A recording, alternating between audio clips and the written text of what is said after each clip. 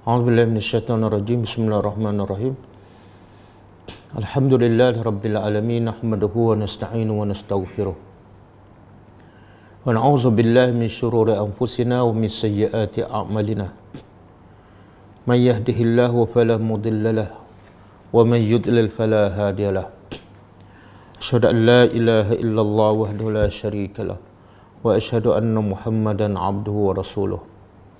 Subhanaka la ilma lana illa ma 'allamtana innaka antal alimul hakim. Allahumma 'allimna ma yanfa'una wanfa'na bima 'allamtana wa zidna ilma. Allahumma ati anfusana taqwaha wa zakkiha anta khairu man zakkaha. Anta waliyuha wa maulaha. Rabbi yassir wa la tu'assir, Rabbi tammi bil khair, amma ba'du. Okey, kita sambung tadabbur surah Ar-Ra'd, ayat yang keempat.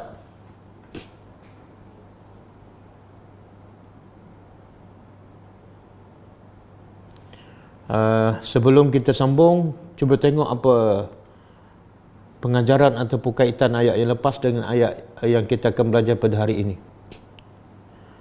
Daripada ayat lepas, daripada ayat pertama, Allah nak beritahu kebesaran Al-Quran.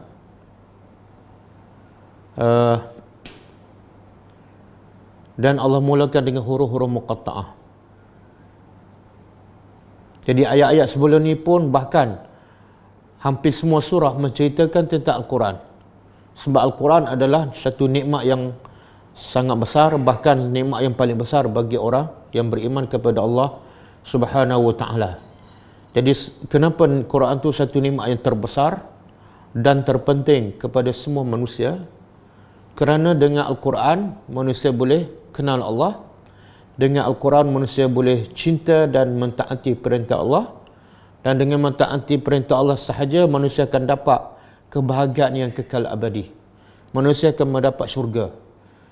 Asasnya ialah kenal dan cinta Allah, dan proses nak kenal dan nak cinta ialah melalui Al-Quran.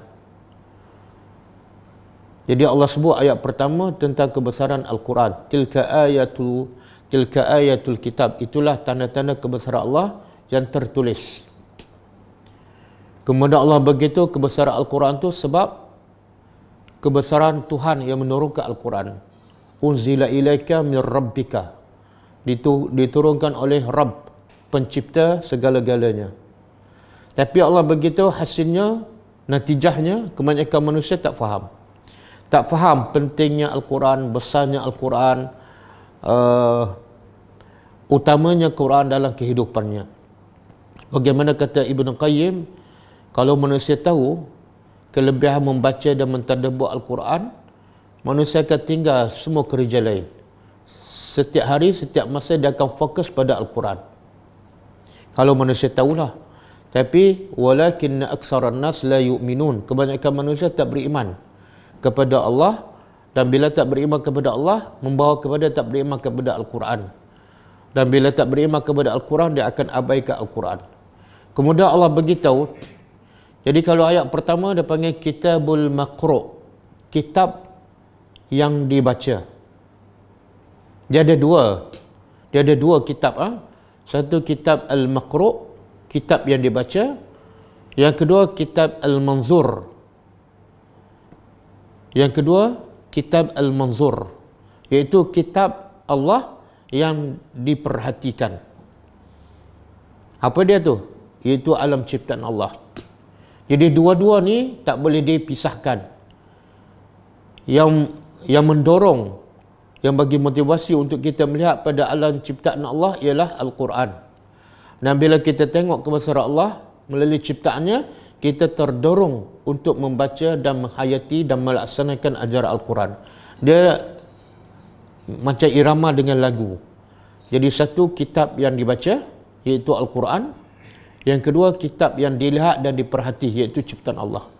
Jadi kalau ayat pertama Allah sebut kitab yang dibaca, iaitu Al-Quran, maka yang kedua Allah sebut salah satu juga cara untuk kenal Allah ialah melalui kitab Al-Manzur, iaitu alam ciptaan Allah. Allah bagi tahu Antara kebesaran Allah ialah melalui ciptaannya langit tanpa tiang. Langit tanpa tiang. Kemudian Allah menggerakkan matahari, bulan, dan setiap masa matahari dan bulan sentiasa bergerak 24 jam. Matahari dan bulan bergerak, wasakhara, juga menunjukkan kehebatan Allah yang boleh gerakkan bulan dan bintang ni, matahari yang jauh lebih besar daripada bumi, hanya Allah Subhanahu wa taala. Dan juga Allah mengatur yudabbirul amra. Allah bukan mengatur pergerakan matahari, bulan, bintang, pertukaran siang dan malam, tapi Allah mengatur pergerakan semua makhluknya. Haiwan, tumbuh-tumbuhan, manusia, jin, malaikat, semua yang mengatur, yang mengurusnya adalah Allah. Apa tujuan semua tu? Apa tujuan Allah ciptaannya? Langit tanpa tiang, matahari, bulan yang begitu hebat, bergerak sampai satu masa hilang, datang pula yang lain. Semua menunjukkan kehebatan Allah. Apa tujuannya? Tujuannya ialah supaya di hujung ayat nombor 2 tu, la'allakum biliqa'i rabbikum tuqinun. Jadi tujuan baca Quran, tujuan tengok ciptaan Allah ialah supaya akhirnya manusia yakin dia akan mati, dia akan menghadap Allah. Keyakinan itu membawa kepadanya akan buat persiapan yang terbaik. Sebab bila nak jumpa Allah, bukan jumpa saja-saja bagi salam balik, tak. Bila jumpa Allah, maknanya kita akan disoal satu persatu tentang nikmat yang Allah bagi pada kita sepanjang hidup kita di dunia. Jadi hujung matlamat membaca Al-Quran, matlamat melihat ciptaan Allah ialah di hujung ayat nombor 2. La'allakum biliqa'i rabbikum tuqinun. Itu yang susah tu. Nak yakin bahawa kita akan mati, kita akan jumpa Allah, prosesnya sangat susah. Kalau tak kena cara, walaupun 20 tahun baca Quran, dia tak akan yakin. Dia tak akan buat persiapan terbaik untuk menghadapi Allah Subhanahu Wa Taala. Kemudian ayat ketiga, kalau ayat kedua, kitab Al-Manzur, kitab yang dilihat, yang diperhati di atas, iaitu di langit. Langit, matahari, bulan, bintang. Kemudian ayat ketiga, Allah cerita pula kitab Al-Manzur, kitab Allah yang diperhati, yang dilihat, yang di bawah. Iaitu apa dah? Bumi. Allah maddal ard. Allah menjadikan bumi itu seperti hamparan. Walaupun dia sebenarnya bulat. Jadi kebesaran Allah apa dia? Macam kita huraikan dalam kelas yang lepas, bumi ni bulat, tapi bila kita berjalan langsung tak rasa bumi ni bulat. Pergilah daripada hujung dunia ni ke hujung dunia sana, kita tak akan rasa bumi tu bulat. Itu juga kebesaran Allah. Dan tak rasa nak tumbang, tak rasa duduk di bawah. Macam kita naik pijak bola kan. Bila kita duduk atas tu okey, tapi bila duduk tepi, bila duduk bawah, kita akan rasa. Jadi bumi ni walaupun bulat, tapi kehebatan Allah madda. Madda makna Allah jadikan dia seperti seumpama hamparan, sehingga kita tak rasa bumi tu bulat ataupun nak terbalik dan sebagainya. Kemudian Allah jadikan tumbuh-tumbuhan, buah-buahan tu berbagai-bagai. Kemudian Allah menukarkan siang dan malam. Semua tu adalah tanda-tanda kebesaran Allah. Kepada siapa? Allah ulang lagi. Liqaumin yatafakkarun. Kepada kaum yang berfikir. Kita sampai ayat 3 kan? Kita sambung ayat keempat. A'udzubillahi minasyaitonirrajim.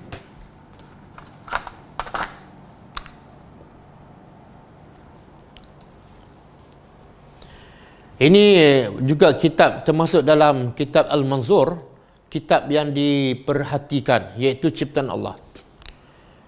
Kalau ayat 2 Allah sebut ciptaan Allah pasal bumi, pasal tumbuhan.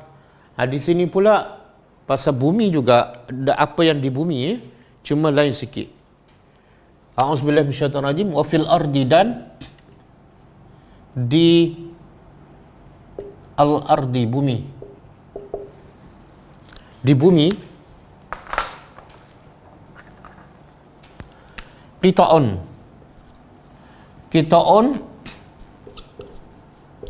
kepingan. Qita'un, qita'ah. Kalau satu, qita'atun.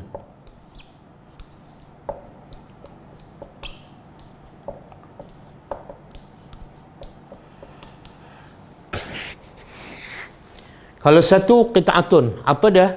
Daripada perkataan qata'a. Qata'a mana potong. Kalau qita'atun, satu potongan. Kalau banyak, qita'un. Jadi Allah kata di bumi itu ada kepingan-kepingan, potongan-potongan. Apa maksud dia? Bumi ini satu, tapi ada sebahagian tempat tu sesuai ditanam. Itu satu potongan. Ada di tempat yang lain tak sesuai ditanam apa-apa pokok. Macam di padang pasir, di lembah. Okey? Kemudian di satu tempat yang sesuai ditanam pula, ada yang sesuai ditanam pokok tertentu sahaja. Tapi pokok lain tak sesuai. Kadang-kadang kita tanam durian tak menjadi. Kadang-kadang kita tanam anggur tak menjadi. Jadi menjadi durian itu qita'atun. Yang menjadi untuk tanam kurma itu qita'atun, potongan-potongan. Dia macam ni, macam seekor lembu ataupun kambing, seekor lembu kan. Kemudian bila disembelih, kita lapah, kita potong. Bila dia potong, orang tak panggil lembu dah. Ini orang panggil paha. Ini orang panggil kepala. Ini orang panggil perut. Itu maksud dia. Asalnya satu lembu, seekor lembu. Maka begitu juga, bumi ini asalnya satu. Tapi bila ada sesuai untuk ditanam, ada tak sesuai, ada sesuai pokok ni, ada tak sesuai dengan buah ni, dia panggil qita'atun. Kepingan-kepingan ataupun potongan-potongan. Kemudian potongan pula tu mutajawirat. Mutajawirat berdekatan.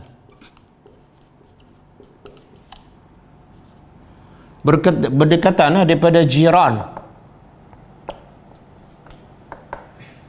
Jiran bahasa Arab. Jiran bahasa Arab ni tapi telah dimelayukan. Apa makna jiran? Jiran kita makna yang duduk sebelah. Jadi mutajawirat daripada perkataan jiran. Apa maksud dia? Kepingan, potongan. Ini sekeping. Sini sekeping. Sini sekeping. Sini sekeping. Dan potongan tanah. Kemudian mutajawirat berjiran. Dekat sebelah menyebelah. Jadi apa yang Allah nak beritahu ni? Tengok ayat yang akan datang. Ya Allah nak beritahu kehebatannya, kebesarannya, iaitu tanah sebelah menyebelah. Tetapi bila keluar, wajannatun, ada kebun-kebun. Ada kebun-kebun. Min a'nabin, dari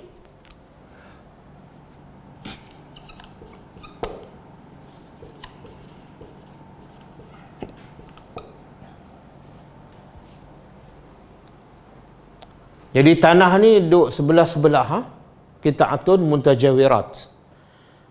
Kebesaran Allah apa dia?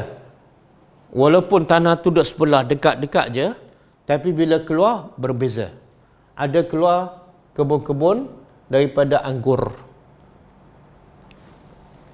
Kemudian, wazar'un, dan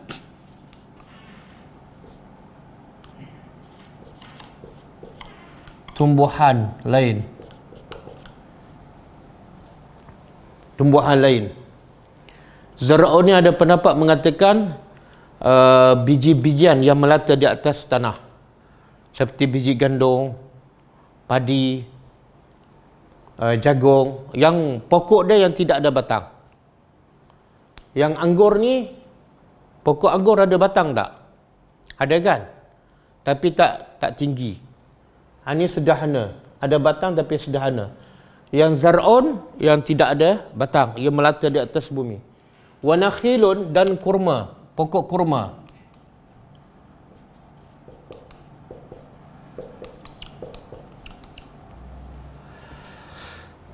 Jadi pokok kurma ni beza dia apa dia? Dia pokok dia tinggi sedikit daripada a'nab dan jauh lebih tinggi daripada zar'un.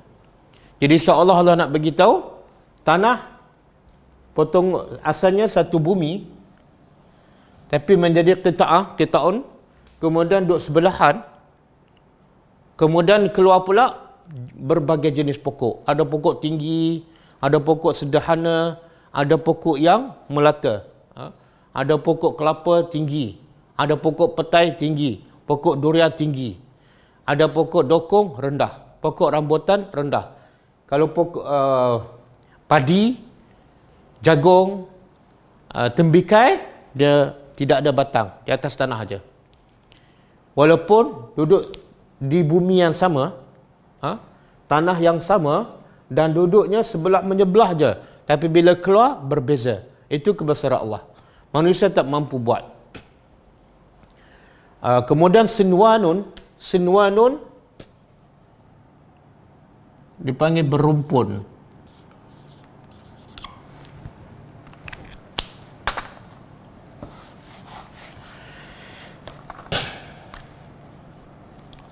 Sinwanu makna berumpun ataupun sama.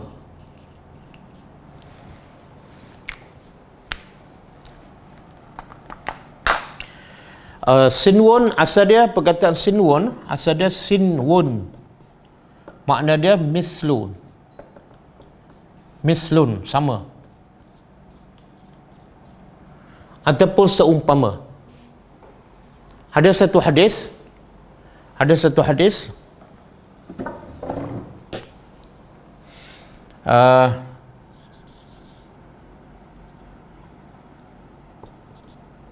amr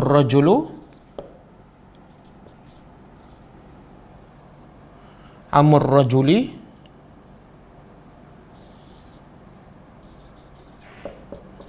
sinwu abihi. Hadis sahih, maksud dia ammu ar-rajuli. Ammu ni mana pakcik ya? Pakcik sebelah bapak dia. Jadi pakcik kepada seseorang itu adalah sinwun. Sinwu abihi, seumpama bapaknya. Ini kaedah dalam Islam. Jadi pakcik kita tu sebenarnya macam bapak kita lah.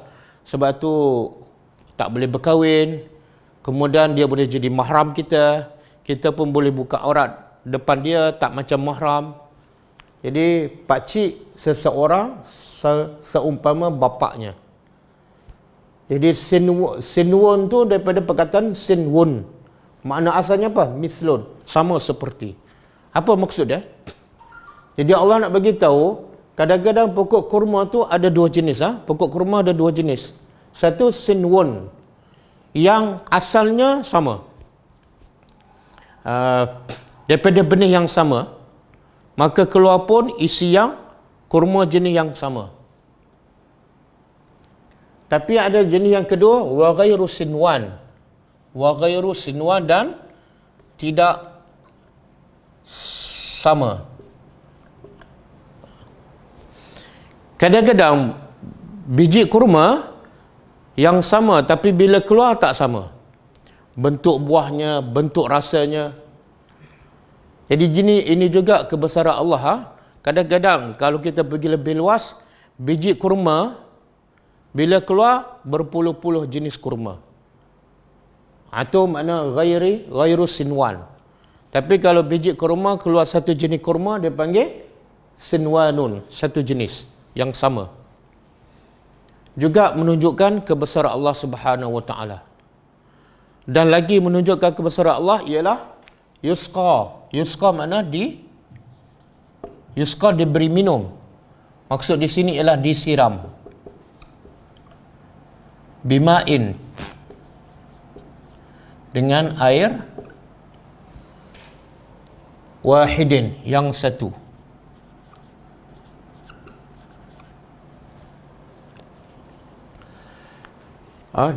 Disiram bima'in, dengan air yang satu. Apa maksud dia?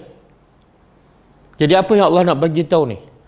Air yang kita siram pokok durian, yang kita siram pokok tembikai, yang kita siram pokok dokong, yang kita siram lada, yang kita siram asam limau, yang kita siram apa lagi? Rambutan, adalah ma'in wahidin, air yang satu, air yang sama. Dan air itu tak ada rasa. Semua bila kita minum air kosong, semuanya rasanya tawar. Satu rasa je. Satu rasa, satu warna, satu jenis. Tapi kehebatan Allah apa dia? Di tanah yang sebelah menyebelah, kemudian disiram dengan air yang sama, rasa yang sama, warna yang sama. Bila keluar, sini kuning, sini merah. Bila tanam lada, keluar warna merah. Ada pula lada, keluar dia warna hijau. Ada pula durian, keluar warna dia merah. Ada pula durian, keluar rasa dia lain. Dan baunya pun lain. Walaupun daripada tanah yang sama, kemudian duduk sebelah menyebelah sahaja, kemudian disiram dengan satu jenis air. Tapi bila keluar, subhanallah. Jadi Allah nak kita berfikir tentang apa ni? Tentang kebesaran Allah. Jadi berfikir tu sampai tahap, jangan rasa kehebatan pokok durian ni. Jangan kita kagum dengan jenis durian. Tak. Itu tak sampai target dia, tak sampai matlamat. Ada orang kagum dengan durian. Bila makan tu, ya Allah, rasa lazatnya. Tapi dia tak rasa kehebatan Allah. Mana pemikirannya terbantut.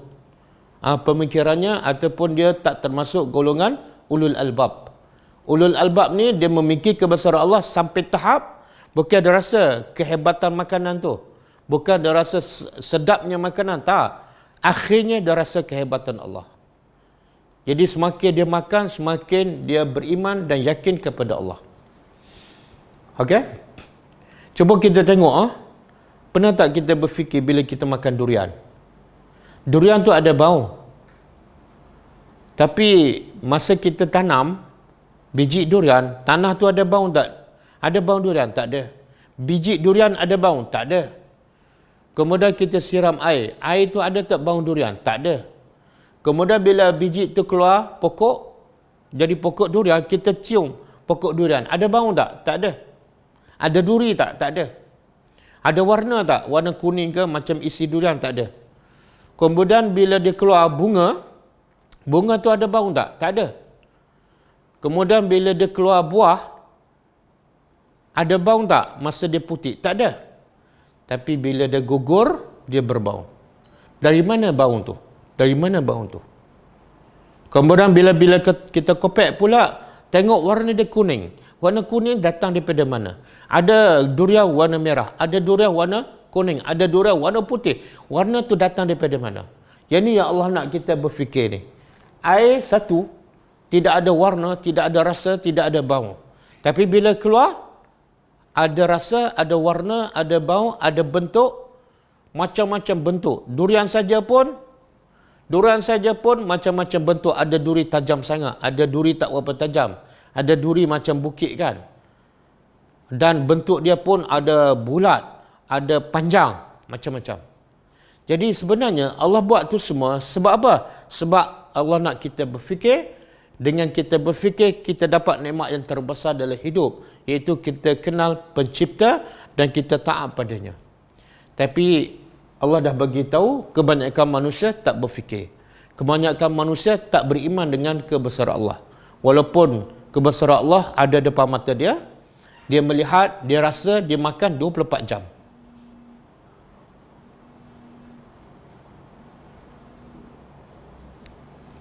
Okey?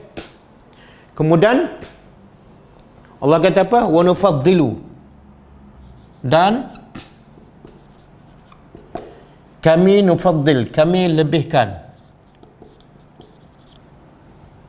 ba'daha, sebahagiannya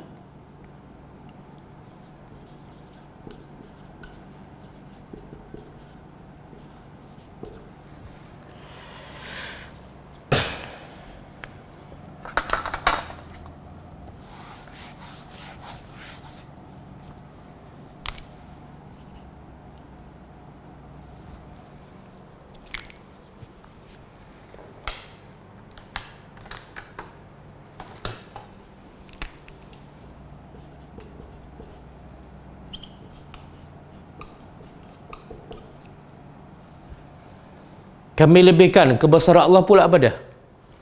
Nufaddil, kami lebihkan sebahagiannya atas sebahagian dari segi apa ni? Fil ukul. Fil ukul. Dalam rasanya.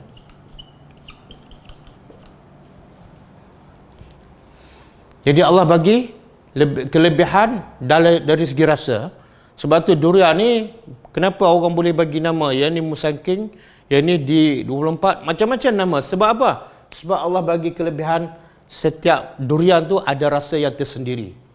Dengan rasa ni harga dia murah. Dengan rasa ni pula harga dia mahal. Sebab apa? Sebab Allah buat. Supaya apa? Supaya manusia berfikir, ya Allah, daripada air yang sama, tanah yang bersebelahan, tanah yang tidak ada rasa, tidak ada bau, tiba-tiba durian tu boleh rasanya berbeza, sehingga ada yang boleh jadi kaya. Sebab apa? Sebab ni, kami lebihkan sebahagian dengan yang lain. Ada buah apple rasanya lain kan, yang rasa ni mahal lagi. Rambutan pula ada berbagai jenis, ada anak sekolah, ada yang lokah, ada yang tak lokah. Semua tu sebab nufaddilu. Tapi manusia tak fikir, dia setakat tahu je ini rambutan anak sekolah, yang ni lokah, yang ni tak lokah. Dia tak rasa tu dari mana datang semua tu. Walaupun asalnya daripada air yang sama, tanah yang sama, tapi rasa berbeza, harga berbeza, dan manusia dapat kebaik. Rasa pun menyebabkan manusia akhirnya kagum dengan buah-buahan, bukan kagum dengan ni. Allah yang mencipta. Sebab itulah Quran yang paling besar nak mengajak kita supaya kenal Tuhan. Jadi kaedah yang paling berkesan untuk kenal Allah, tak perlu pergi sekolah sebenarnya, tak perlu pergi ke universiti, tak perlu belajar sifat 20 sebenarnya. Allah dah sebut lengkap cara nak kenal Allah. Yang paling berkesan ialah dengan memikirkan kebesaran Allah, alam ciptaannya. Bila kita memikirkan kebesaran Allah, barulah kita teringin nak faham apa yang Allah cakap dalam Quran. Sebab apa? Sebab kita rasa Tuhan yang sebut dalam Quran ni, yang dia cakap ni, bukan saja-saja, bukan kosong. Mesti ada kebaikan sebab datang daripada Tuhan yang maha hebat. Tapi kalau kita tak rasa kehebatan Allah, kita baca bukan nak faham, bukan nak tahu apa yang Allah perintah, bukan nak laksanakan, tapi nak khatam, nak pahala. Sebab apa? Kita baca dalam keadaan kita tak rasa kehebatan dan kebesaran Allah Subhanahu Wa Taala. Okey? Ni banyak ni yang makan durian musim sekarang ni. Macam-macam durian, subhanallah. Saya baru balik daripada Kelantan, daripada Gua Musang. Makan durian musangking. Sebelum ni tak makan pun sebab mahal. Ini orang bagi percuma. Ya Allah, nikmatnya. Pertama, nikmat durian musangking tu, kita selama ni dengar je, tak makan. Harga dia 30, 40, ada sampai RM60 sekilo. Jadi kadang-kadang nak beli tu fikir 10 kali. Tapi bila dapat makan free durian musangking pula, ya Allah nikmatnya, kita rasa kehebatan Allah tu. Tambah-tambah kita tadabbur ayat ni pula, ya Allah, yang ni durian ni rasa lebih sebab apa? Allah bagi lebih dari segi rasa. Kenapa Allah bagi lebih? Sebab Allah nak kita berfikir. Cuba buka surah Ar-Rum ayat 50. Cuba buka surah Ar-Rum ayat 50.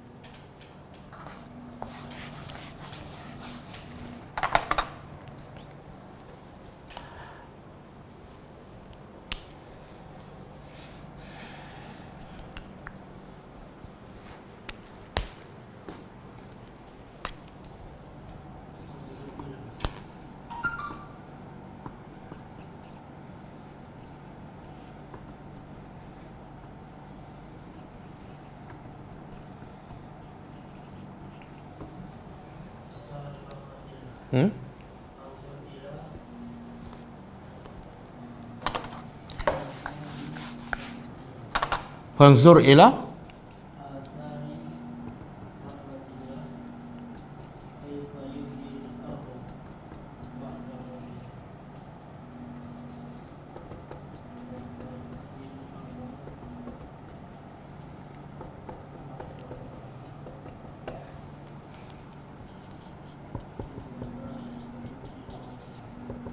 ba'da mautiha.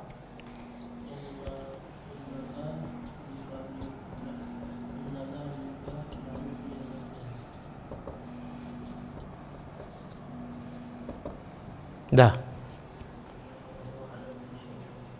Okey. Cuba tengok surah Ar-Rum. Allah kata fanzur. Fanzur apa makna dia? Perhatikan. Perhatikan. Ini fi'il amar. Bila fi'il amar menunjukkan wajib. Yang kita biasa dengar, wajib solat, wajib puasa, wajib sedekah, zakat, wajib pergi haji. Walaupun kita dah baca Quran lama, berpuluh tahun, dah khatam pun mungkin dah beratus kali. Tapi ramai yang tak faham bahawa selain pada wajib salat, selain pada wajib puasa, selain pada wajib zakat, rupa-rupa ada satu lagi perkara yang wajib. Yang bila buat, itu kita telah melaksanakan perintah dan ibadat kepada Allah. Dan bila kita tak buat, itu menandakan kita tak faham dan kita telah berdosa. Sebab kita mengingkari perintah Allah. Apa dia kewajipan ni? Fanzur, perhati.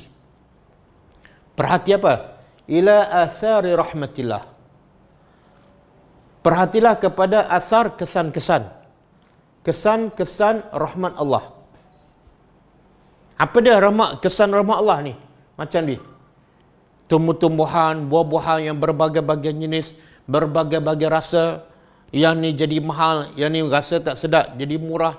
Semua tu adalah asar kesan rahmat Allah. Jadi rupa-rupa Allah jadi buah berbagai jenis, berbagai rasa, berbagai bentuk, berbagai warna. Sebenarnya itu adalah rahmat Allah. Jadi apa rahmat Allah pada tumbuhan yang berbagai jenis tu? Apa rahmat Allah?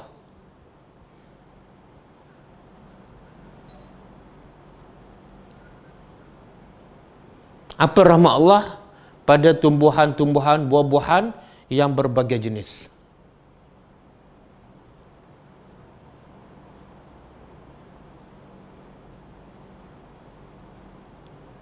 Boleh jawab?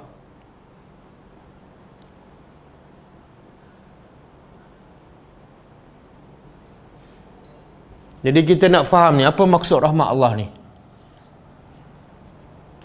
Perhatilah kepada kesan rahmat Allah. Jadi pada tumbuhan tu Allah nak bagi tu ada rahmat Allah.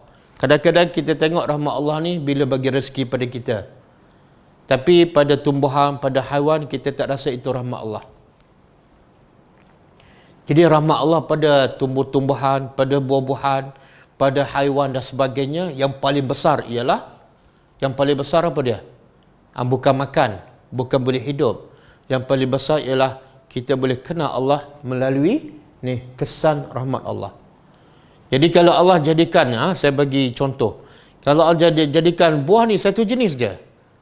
Ada buah jenis apple sahaja, pisang tak ada, dokong tak ada, rambutan tak ada, durian tak ada, manggis tak ada, langsat tak ada. Dulu sampai bila-bila di mana-mana pisang je. Cuba bayangkan apa jadi. Satu, manusia akan boring. Sebab makan benda yang sama, mana Allah tak rahmat pada kita. Maka Allah pelbagaikan. Yang kedua, ini rahmat yang paling besar.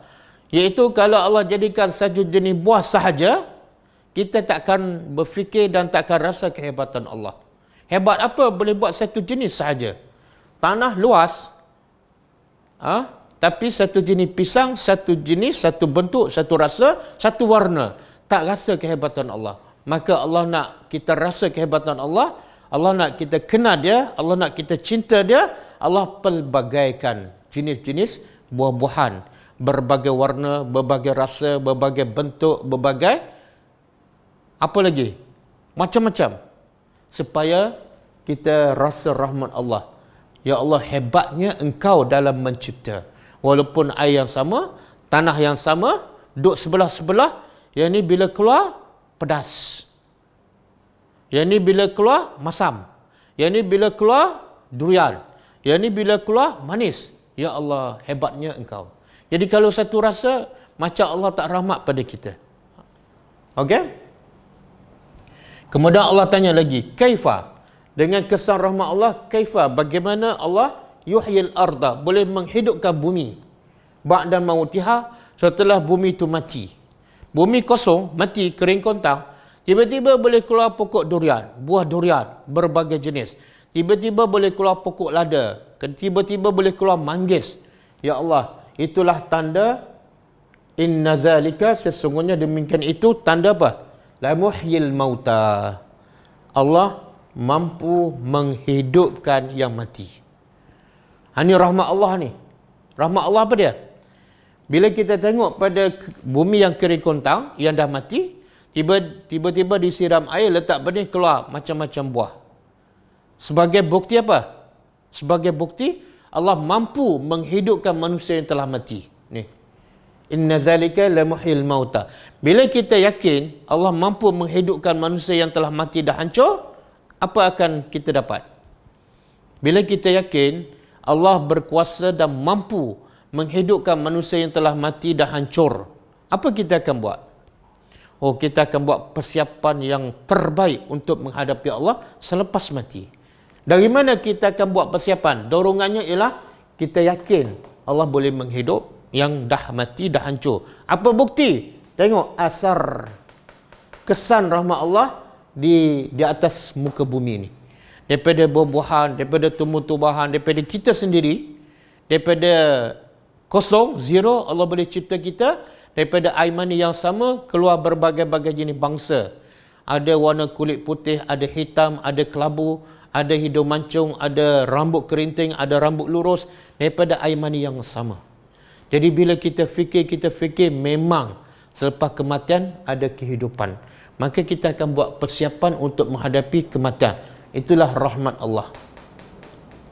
Jadi rahmat Allah jangan fikir duit, jangan fikir harta, jangan fikir anak isteri, jangan fikir makanan. Rahmat Allah yang paling besar ialah kita dapat syurga dengan buat persiapan amalan yang terbaik, sebab kita yakin lepas mati Allah mampu menghidupkan yang telah hancur dan dah semua dah hancur dah. Okey? Jadi semua benda ni tak akan dapat kecuali dengan cara kita berfikir. Sebab tu Allah sebut detail ni. Jadi kalau Allah tak sebut detail, mungkin manusia tak erti nak fikir. Nak fikir apa ni pasal durian? Durian musangking, nak fikir apa? Maka Allah dorongkan. Fikir daripada tanah yang sama, kemudian air yang satu, duduk sebelah-sebelah, tiba-tiba yang ni keluar durian musangking. Rasanya lain, harganya mahal. Yang ni sebelah tu je. Air yang sama, tanah yang sama, keluar dia rasa lain, dan nama dia pun lain, dan harga dia pun lain. Subhanallah. Kemudian Allah kata apa dalam ayat ni? Inna fi zalika, sesungguhnya fi zalika, pada demikian,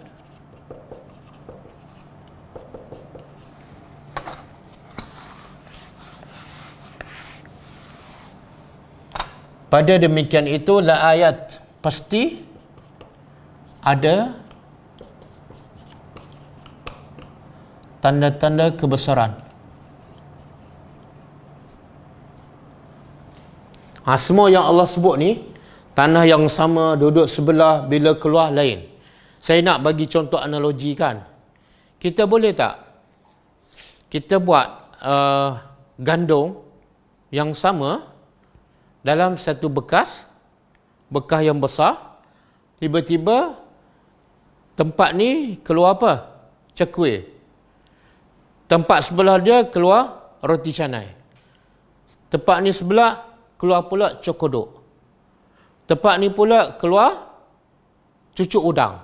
Boleh tak kita buat? Kalau saya boleh buat macam tu, tanpa saya campur apa-apa, gandum sahaja dalam satu bekas, duduk sebelah menyebelah, tapi daripada gandum tu, yang ni keluar cokodok, yang ni keluar cucuk udang, yang ni keluar roti canai, yang ni keluar burger. Kalau saya boleh buat macam tu, apa orang anggap pada saya? Agak-agaklah, apa orang akan buat pada saya? Manusia akan terkejut dan akan anggap saya ni hebat dan akan mendapat sesuatu daripada saya. Minta air tawar ke, minta apa-apa saja. Sebab apa? Dia rasa kagum. Kenapa? Sebab dia nampak dengan mata. Yang ni, dia nampak tapi dia tak berfikir. Kenapa tak berfikir? Sebab dia tak membaca dan tak memahami Al-Quran. Yang menggalak manusia supaya berfikir ialah Al-Quran. Jadi bila baca Quran, tak faham, maka tak ada dorongan untuk kita berfikir. Sedangkan memikirkan kebesaran Allah, memikirkan ciptaan Allah, hukumnya adalah wajib. Sebagaimana ayat tadi, surah Ar-Rum, fanzur, perhatilah. Dan dalam surah Al-Mulk pun banyak Allah perintah, perhatilah kepada langit berulang kali. Perhatilah pada burung berulang kali. Jadi sebenarnya satu ibadat yang penting, yang utama dalam kehidupan kita, yang menjadikan kita kenal Allah dan hukumnya adalah wajib. Tapi ramai manusia tak buat. Apa dia? Iaitu ibadat memikirkan kebesaran Allah. Ibadat membaca Al-Quran, memerhati maksud-maksud pengajarannya. Sebab itulah akhirnya baca Quran manusia tak berubah apa-apa. Sebab dia tak guna akal. Dia hanya membaca gunakan mulut sahaja. Okey, kemudian Allah kata semua tu untuk siapa ni? Liqaumin, bagi kaum ya'qilun, yang berakal. Inilah yang Allah sebut dalam banyak ayat, banyak surah kan. Kalau tak berakal sama dengan binatang. Cuma binatang beza dia tak baca Quran, kamu baca. Tapi dua-dua tak faham, dua-dua tak kenal Tuhan. Okey.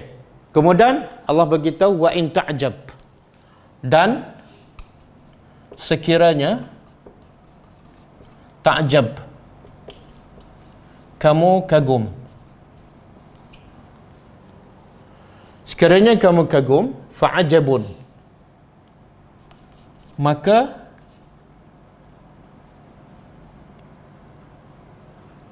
yang peliknya, yang pelik, qauluhum, kata-kata mereka. Aiza, adakah apabila kunna, kami telah menjadi tanah.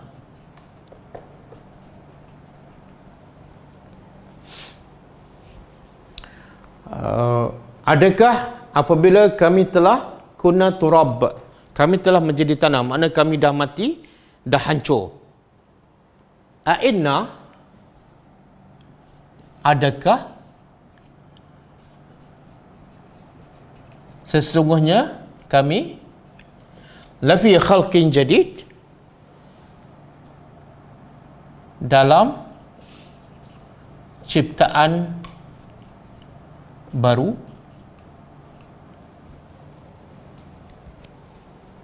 Okey, apa maksud ni? Jadi Allah nak beritahu, setelah Allah buktikan daripada ayat 2 lagi, kebesaran Allah mencipta langit tanpa tiang, mencipta matahari, bulan, menggerakkan matahari, bulan. Kemudian ayat 3 Allah menciptakan, Allah membentangkan bumi sehingga manusia boleh berjalan, bebas bergerak, bebas berehat, bebas bekerja tanpa rasa macam duduk di atas bulatan bola. Kemudian Allah cerita lagi kebesaran dia melalui tumbuh-tumbuhan yang berbagai-bagai walaupun sumbernya satu. Semua tu membuktikan apa? Apa yang Allah nak buktikan? Iaitu Allah boleh mencipta kembali manusia walaupun telah hancur.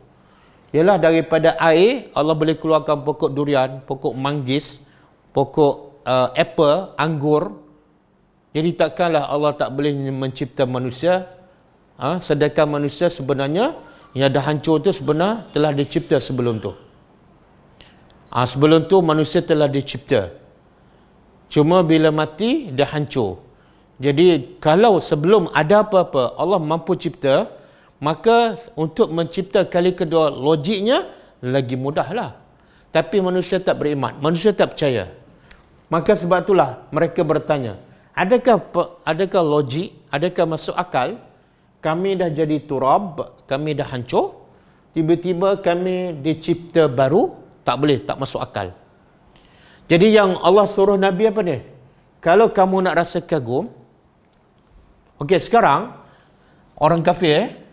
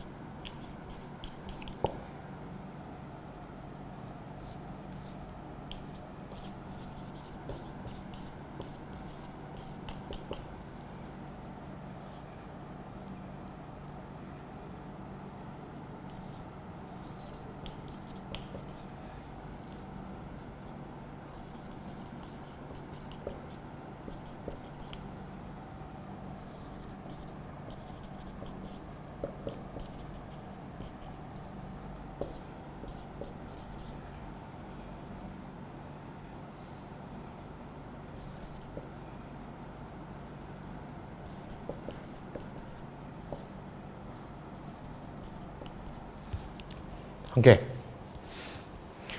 Ini dia panggil apa? Kronologi pemikiran orang kafir lah. Pertama, dia percaya Allah boleh mencipta. Allah boleh mencipta langit. Bila ditanya, wala in sa'altahu man khalaqas samawati wal ard la yaqulunna Allah. Kalau engkau bertanya mereka, siapa cipta langit dan bumi, mereka akan jawab Allah. Siapa menurunkan hujan, mereka akan jawab Allah. Siapa mencipta mereka, mereka akan jawab Allah. Jadi mereka percaya Allah pencipta. Kemudian yang kedua, mereka tak percaya Allah boleh cipta kembali. Ni. Yang peringkat awal mereka percaya, tapi bila dah mati, dah hancur, mereka tak percaya. Kemudian yang ketiga membawa kepada apa? Mereka sembah berhala. Kemudian yang keempat, mereka ucapkan, ucapan mereka, kata-kata mereka apa dah? Tak mungkin yang dah mati, dah hancur boleh dicipta semula. Jadi antara empat-empat ni yang mana yang paling pelik? Mereka percaya Allah mencipta. Tak pelik kan? Itu tak pelik. Yang kedua, mereka tak percaya Allah boleh cipta kembali. Mereka tak percaya. Ini yang kedua ni nak sama dengan yang keempat kan? Mereka tak percaya Allah boleh mencipta kembali. Yang menyebabkan apa? Ini lebih kurang. Ini kira satu ni. Mereka tak percaya Allah boleh cipta kembali, membawa kepada mereka sembah berhala. Pelik tak mereka sembah berhala? Peliklah. Sebab mulut mereka cakap Allah mencipta langit, tapi fizikal mereka sembah berhala yang tak buat apa-apa. Pelik. Kemudian ucapan mereka, ini ucapan mereka. Bila kami dah hancur, bila dah mati, dah hancur semua, kaifa yuhyil mauta, kaifa yuhyil izama wa hiya ramim. Allah sebut dalam surah Yasin persoalan orang musyrikin, kaifa yuhyil izam, bagaimana Allah boleh menghidupkan tulang yang telah hancur, wa hiya ramim, yang telah hancur. Jadi kata-kata mereka ni, okey, antara tiga ni yang mana pelik?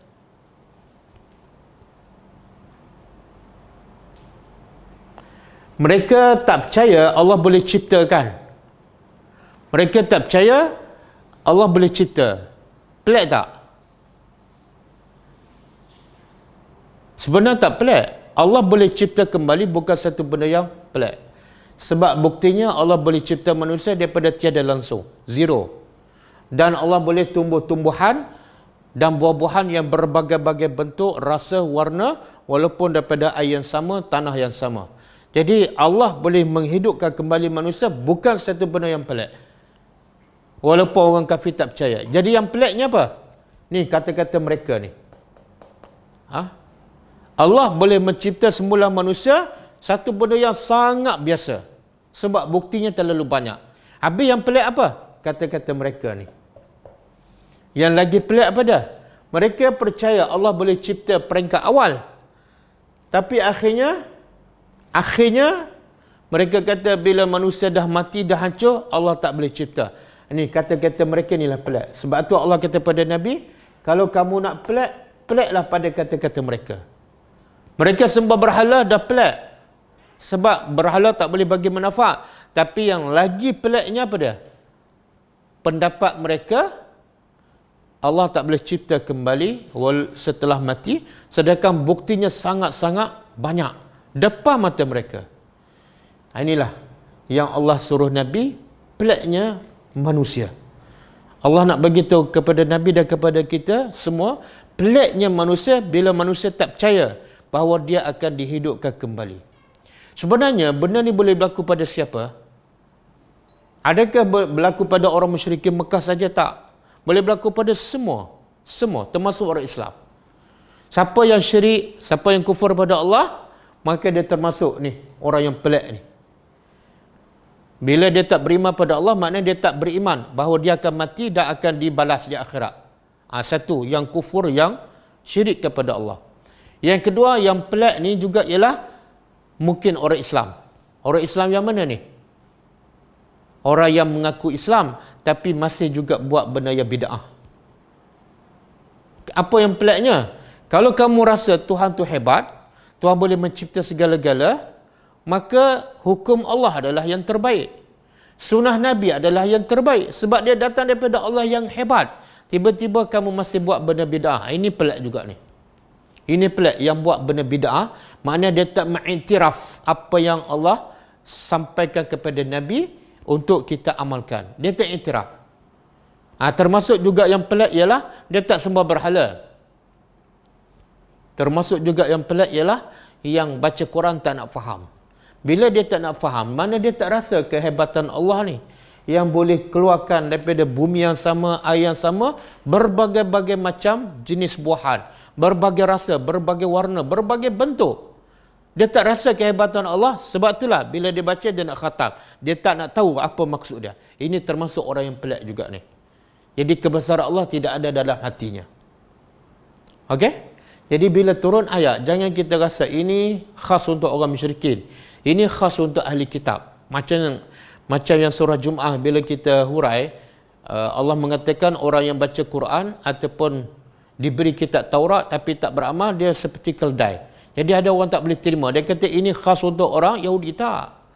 Sebenarnya kalau untuk orang Yahudi, Allah tak perlu turun dalam Al-Quran. Sebab Quran ni banyak dibaca oleh orang Islam. Allah nak bagi amaran, bangsa Yahudi ini bangsa yang mulia. Yang kedua, ada kitab pula, ada kitab Taurat, lagi menjadikan mereka mulia. Tapi dua-dua tu, faktor bangsa, kemuliaan bangsa. Yang kedua, kelebihan ada kitab, tak menghalang untuk mereka menjadi bangsa yang dilaknat oleh Allah. Maka Allah nak bagi tahu, perkara yang sama boleh berlaku pada kamu. Kamu ni orang Islam, namanya Islam, sepatut jadi paling mulia.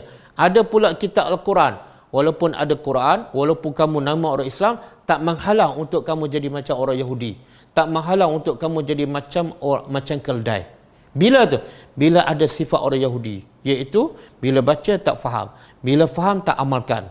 Bila amalkan tak nak sampaikan. Jadi sifat, yang penting sifat, bukan ayat tu diturunkan kepada siapa. Jadi sama juga, kalau kita tak bersedia untuk kehidupan akhirat, kita tak buat persiapan, kita orang Islam, tapi tak beriman kepada Allah, tak buat persiapan, asyik kejar dunia je, maka kita termasuklah orang yang tak percaya pada kehidupan akhirat. Walaupun mulut kita percaya, mulut kita kata, aku yakin Allah akan hidupkan kembali manusia walaupun telah hancur. Tapi bila kita tak buat persiapan, seolah kita sama dengan orang musyrikin Mekah. Tanda kita tak yakin pada hari akhirat ialah tidak ada persiapan yang terbaik. Sebab tu Nabi sebut dalam satu hadis, manusia paling cerdik ialah manusia yang paling banyak ingat mati. Yang kedua, orang yang paling cerdik Nabi kata ialah orang yang paling baik persiapannya untuk mati. Nak bersiap untuk mati dengan cara yang terbaik, kena ada keyakinan ni. Yakin pada kebesaran Allah, caranya ialah sentiasa memikirkan tentang ciptaan Allah. Kemudian Allah bagi tahu,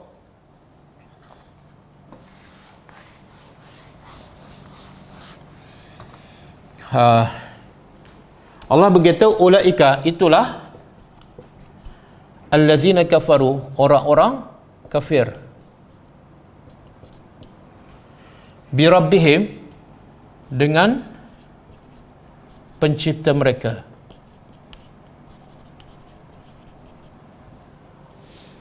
Jadi kenapa ni walaupun bukti begitu banyak, Allah tu mampu nak menghidupkan manusia kembali walaupun telah hancur, bukti begitu banyak, tapi mereka tetap tak percaya. Sebab apa? Sebab ada penyakit ni. Mereka memang tak percaya pada Tuhan. Mereka memang kufur kepada Rabb mereka, pencipta mereka. Ini penyakit dia. Bila tak percaya pada Allah, bagilah hujah banyak mana pun, mereka tak akan beriman. Kemudian Allah kata wa ulaika, dan itulah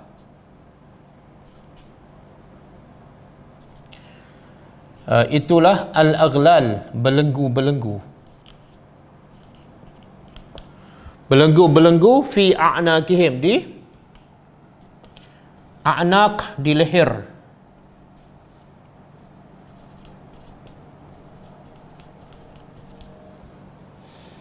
Jadi ada dua tafsiran. Itulah belenggu-belenggu di leher mereka. Ada dua tafsiran. Pertama, di mana ni belenggu di leher? Di akhirat besok. Orang yang tak tak percaya Allah boleh mencipta kembali manusia telah mati dah hancur, di akhirat besok Allah letakkan belenggu. Macam kat dunia, orang yang bersalahkan bila pergi mahkamah dirantai kaki, dirantai tangan. Itu sebagai tanda orang bersalah. Maka orang kafir di akhirat besok pun diikat kaki dan tangannya sebagai tanda inilah orang kufur yang tak beriman kepada Allah. Yang kedua, tafsiran kedua, al-aghla ni di dunia. Apa maksud al-aghla? Belenggu tu, bila orang dibelenggu dia tak boleh buat apa dah. Bila orang diikat kaki dan tangan, dia tak boleh bergerak, tak bebas. Maka maksud aghla di sini ialah pemikiran orang-orang kafir terbelenggu. Bukan dirantai, tangan tak dirantai, kaki tak dirantai, tapi otak dia dah jam dah. Otak dia telah dibelenggukan. Seolah kaki tangan dirantai, tak boleh nak buat apa. Bagilah ayat apa pun, bagilah hadis apa pun, tengoklah ciptaan Allah macam mana, tak masuk dah. Sebab di akal mereka ada al-aghlal. Jadi dua tafsiran. Kemudian Allah kata wa ulaika, dan mereka itulah ashabun nar, penghuni neraka.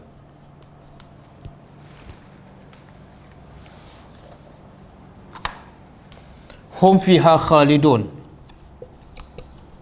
mereka dalamnya khalidun, kekal. Jadi mereka ni bukan setakat masuk neraka tapi kekal. Kenapa? Sebab mereka tak kenal Allah. Sebab otak mereka tak berfungsi. Sebab tu dalam surah Al-Mulk Allah bagi tahu apa punca orang kafir masuk neraka. Mereka berkata, "Lau kunna nasma'u au naqilu ma kunna fi ashabis sa'ir." Surah Al-Mulk. Allah kata, Allah rakamkan penyesalan orang-orang kafir yang tak beriman bila mereka dicampak dalam neraka. Mereka tak salahkan Tuhan. Mereka tak salahkan takdir. Kat dunia mereka salahkan takdir, salahkan Allah. Tapi bila masa di akhirat, mereka betul-betul yakin yang bersalahnya apa dia? Diri mereka sendiri. Sebab tu kata mereka, lau kunna. Kalau dulu kami masa kat dunia, nasma'u, kami mendengar Al-Quran, kami mendengar tazkirah dan kami faham, au naqilu, ataupun kami berakal. Bila bukan dengar saja tapi dengar, faham dan amal, itu maksud nasma'u ataupun naqilu. Kalau dulu kami dengar, kami faham, kami amal, ma kunna, tidaklah kami menjadi ashabis sa'ir, kami tak akan jadi penghuni neraka sa'ir. Jadi punca apa dia yang masuk neraka tu? Punca akal mereka tak waras. Mulut baca, mulut menghafal, tapi akal tak berfungsi. Samalah, ada pelajar tanya soalan dalam live tadabbur dalam Telegram, grup Telegram. Dia kata apa? Ada orang berubat dengan ayat ni. Wa iza batashtum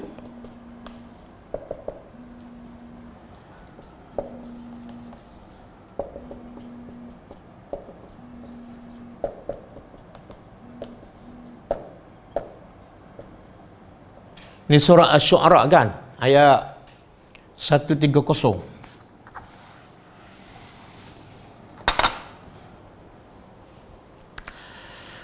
Okey, Allah kata apa? Wa iza batashtum, apabila kamu tu siapa?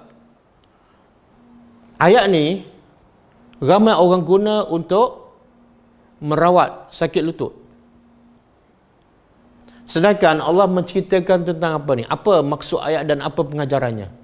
Kalau dia tak faham, tiba-tiba dia guna ayat ni untuk merawat lutut, mana dia lebih kurang keledai. Dia lebih kurang, Allah kata, lebih teruk daripada binatang. Sebab apa? Sebab dia tak berfikir tentang maksud ayat dan tak ambil pengajaran. Sebab itulah di zaman Nabi tak terkenal pun Nabi dan para sahabat perawat penyakit. Tak terkenal pun Nabi ke Abu Bakar ke Umar ke, antara kerja mereka merawat penyakit lutut, merawat penyakit jantung. Tak ada. Sebab Quran diturunkan tujuannya lagi besar daripada merawat fizikal manusia. Yang penyebab manusia masuk neraka bukan sebab sakit lutut, tapi sebab hati tak berfungsi, akal tak berperanan. Jadi sebab itulah Nabi bila ajak Al-Quran pada sahabat kepada masyarakat Arab, tujuannya, fokusnya bukan nak rawat lutut, tapi yang lebih bahaya daripada lutut apa dah? Akal. Akal tak berfungsi. Sampai mereka bodoh dan sembah berhala. Jadi kalau sakit lutut, sembah Allah okey. Jangan lutut sihat tapi sembah, bukan sembah Allah. Jadi ayat ni sebenarnya Allah turun kepada siapa ni? Wa iza batashtum, kepada kaum Ad, kaum Nabi Hud. Mereka ni Allah bagi kekuatan fizikal sehingga mereka menyalahgunakan nikmat yang Allah bagi. Mereka buat apa? Batashtum. Mereka pukul, mereka belasah mereka, orang yang mereka tak suka dengan apa? Batashtum jabbarin, dengan melampau. Bila mereka pukul orang, mereka melampau. Bila belasah orang, belasah melampau. Bila rampas harta orang tanpa hak dan melampau. Jadi Allah nak bagi peringatan, jangan jadi macam kaum Ad. Pukul tanpa sebab. Dan bila pukul melampau. Ambil harta orang tanpa hak. Itu semua adalah zalim dan ada sifat kaum Ad. Jadi itu peringatan supaya kita jangan jadi macam mereka. Tiba-tiba kita ambil ayat ni untuk merawat lutut. Apa maksud dia? Pengajarannya turun pada siapa kita tak tahu. Rupa-rupanya yang ni yang Allah tegur, yang macam keldai, yang macam binatang-binatang ternak. Sebab apa? Sebab tak faham Al-Quran dan tak ambil pengajaran. Dia secara umum Al-Quran tak salah digunakan untuk merawat fizikal, tak salah. Tapi sebelum kamu merawat fizikal, pastikan maksud ayat ni apa pengajaran dia. Dan kalau tengok pengajarannya tak ada kaitan langsung dengan penyakit lutut. Ini pasal kezaliman kaum Ad. Dia bukan pukul lutut ni, dia pukul semua satu badan. Jadi ini antara contoh manusia bila tak berfikir, dia akan jatuh rendah tarafnya, bukan setakat jadi manusia teruk, tapi lebih teruk daripada binatang ternak. Jadi bila baca Quran, perhatikan maksud dia, ambil pengajaran. Bila dah ambil pengajaran, kita amalkan, insya-Allah semua penyakit hilang. Sebab Nabi kata dalam badan manusia ada satu ketul hati. Bila hati dia dah okey, badan pun akan jadi semua okey. Tapi kalau hati masih ada penyakit syirik, cinta dunia, riak, sombong, dengki, maka lutut sihat pun tak memberi apa-apa kebaikan. Wallahu a'lam. Ada soalan?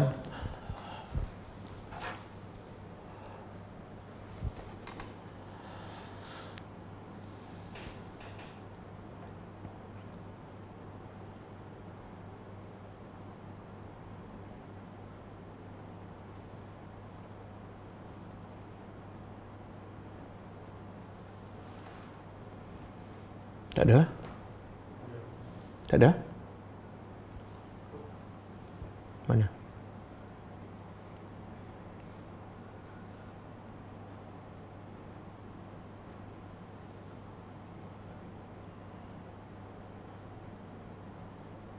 Okey, tak ada. Kalau tak ada, cukup setakat ni kita tutup dengan membaca tasbih kafarah. Subhanakallahumma wa bihamdika asyhadu an la ilaha illa anta astaghfiruka wa atubu ilaik. Assalamualaikum warahmatullahi wabarakatuh.